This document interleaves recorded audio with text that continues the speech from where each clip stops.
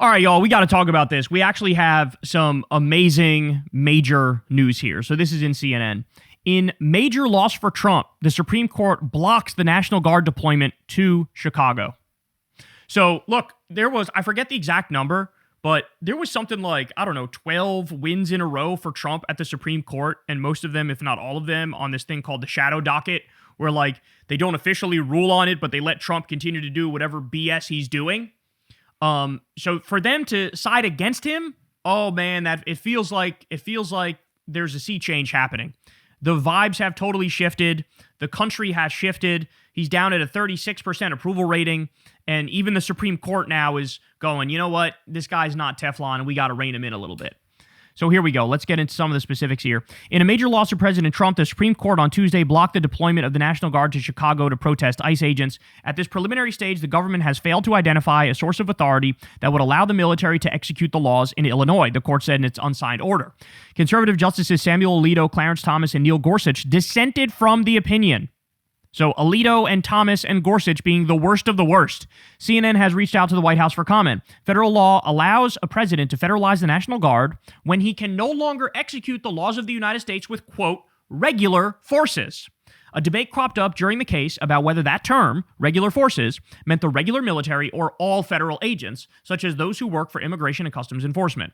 In its order, the court said that the term likely refers to the standing military. Furthermore, the court said the ability to federalize the Guard under the law Trump attempted to invoke likely applies only where the military could legally execute laws. In other words, the court suggested it does not apply to protecting agents enforcing immigration laws.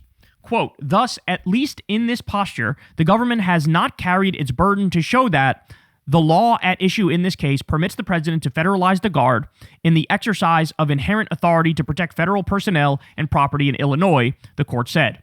Justice Brett Kavanaugh, a conservative who sided with the court's underlying decision, so he went with the liberals on this one, said he would have done so on more narrow grounds. He agreed that the term regular forces means the U.S. military. The court's legal interpretation, as I understand it, could lead to potentially significant implications for future crises that we cannot now foresee, Kavanaugh said. So I should point out that Kavanaugh, while he sided with the liberals, in everything he wrote, he was basically like, I kind of want to side with Trump, and like I could see a scenario where he could be right, but he's just not right in this instance. So he was trying to side with conservatives, but that's the point. Trump is so extreme and so haphazard and cares so little about the law that even a justice who wanted to let you do whatever you wanted to do, even he was like, really, bro? Really? This is how you're going to go about it? You're forcing me to come out here and say, no, we can't do that. That you're forcing me. I have no choice. Alito, joined by Thomas, wrote that he strongly disagreed with the way the court dealt with the case. Quote, the court fails to explain why the president's inherent constitutional authority to protect federal officers and property is not sufficient to justify the use of the National Guard members in the relevant area for precisely that purpose. Alito wrote, I am not prepared at this point to express a definite view on these questions, but I have serious doubts about the correctness of the court's view. I love how fucking professionally dense this fucking idiot is, Alito. I love how dense he is. Obviously, Trump's goal was to deploy the National Guard no matter what. And that's in fact what he did. He took these tiny little protests and said, oh, it's a threat, it's an insurrection, quick, deploy the National Guard. That's what he did. And here's this dippy going, why should we reel in the president? I don't understand. Like, it could be reasonable in theory, but it's not actually reasonable. It's not. In the real world, the world that exists, it is not reasonable. He used any excuse he could to deploy the National Guard. And it's such a bullshit excuse that, there were some protests outside of an ICE facility. Okay, well, that's called the First Amendment. That's called free speech. And if any of them break laws, there's this thing called the officers, the cops, who can enforce the laws, right? You're telling me ICE agents can't handle shit themselves and the cops can't handle it themselves, and you're telling me that the whole protest is criminal? It's not. Like, maybe there's the occasional person who breaks a window or something or commits a crime in the process of doing the protest. But that's a law enforcement matter.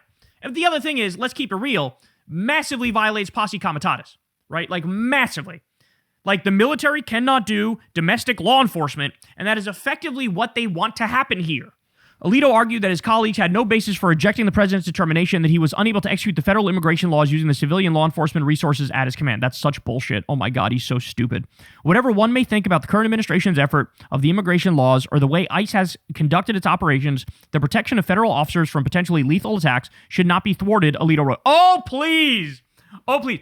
How many people have died in ICE custody? What, 30 under this second Trump regime? How many ICE agents have been killed? How many National Guardsmen have been killed? There was the one, which, by the way, that one would still be alive if Trump didn't decide to uselessly deploy them to Washington, D.C., where a paranoid schizophrenic went and murdered one or two of the guards, right? Like, they'd be alive if it wasn't for Donald Trump. But there have been 30 people dead/killed in ICE custody. And here's this guy go, oh, what about the law enforcement? Oh, my, are you fucking kidding me? Are you kidding me? The court's decision, which landed 2 months after the Trump administration filed its emergency appeal, came as the tensions on the ground at an ICE facility west of Chicago appeared to have eased. The administration told a federal court in a different case weeks ago that increased coordination with local police had reduced the need for federal officers. Oh, what do you know? What do you know? To engage with protesters at the building in suburban view. So you're telling me the people whose job it is to do policing domestically are better at policing domestically than a bunch of fucking thugged out people that show up with guns that are not explicitly not supposed to be in the business of domestically policing? What a surprise. What a surprise that is. And defense officials announced in November that they were right-sizing planned deployments to Chicago, Los Angeles, and Portland. The officials said at the time that only about 300 National Guard units from Illinois would remain ready to deploy. Lower courts have blocked their ability to conduct operations with the Department of Homeland Security. The court took an unusually long time to resolve the emergency dispute, which the Trump administration first brought to the court in mid-October, given the unusual amount of back and forth between the justices in Tuesday's order. It appears like the court's conservative majority wrestled with how to resolve the case. Yeah, they kept asking them, they were like, how do you define regular troops? Like, they kept going back and forth on nitpicky, dumbass points. They were trying to find a way to let Trump weasel out of this and deploy the National Guard wherever he wants, deploy the military wherever he wants. But even they couldn't do it. Even they could, because it's too obvious. Trump is using the National Guard and the military as his personal Gestapo, and everybody knows that. He's using the ICE in the same way. Everybody knows that. We weren't born yesterday. They're the ones who are, don't take my word for it, take the police word for it when they say, look, I see who's committing the crimes. It's not the protesters. It's just not. I don't know what you want me to tell you. It's not. It's these ICE thugs that are committing the crimes. Though the situation on the ground in Chicago quieted, the administration argued in court papers in November that deployments were still needed. Oh, please. While the case has been pending, the Department of Justice told the Supreme Court violent assailants have fired shots at DHS agents, thrown bricks and concrete barricaded agents, and rammed into their vehicles with trucks. You know who's actually taking their vehicle and ramming people with it? The ICE agents. That's a fact. We've covered it. In that sense, the emergency appeal remained a major test of the president's power to mobilize and deploy National Guard in American cities. The court decision came weeks after a shooting in D.C. in late November that killed one National Guard member and critically wounded another. Thanks, Trump, for that these people would be alive if it wasn't for you. All right, and they go on from there, but you guys get the gist of it. This is a big deal. This major L handed to Trump is a big, big deal. It really looked like with the shadow docket and them continuing to greenlight everything he wants to do no matter what, it really looked like there's gonna literally do that the entire second term here.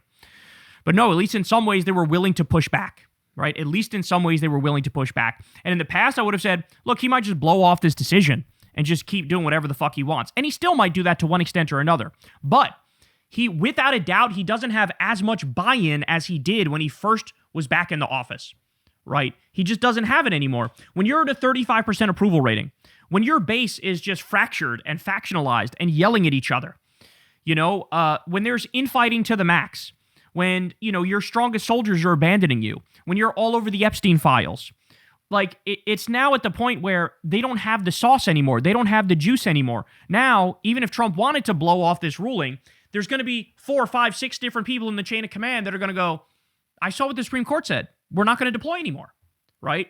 So, man, this is a huge deal. It's a huge, huge deal. And I just wish they would have the balls to do this across the board.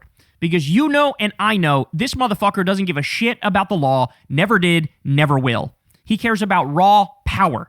And on other fronts, they've been giving him a green light to do whatever he wants. And that's unacceptable. And that's totally unacceptable. But at least for this one, major W for the sane people. Hey y'all, do me a favor and like and subscribe. It helps out big time in the algorithm. Click the bell as well for notifications when videos drop. And watch that video on screen right now. You know you want to.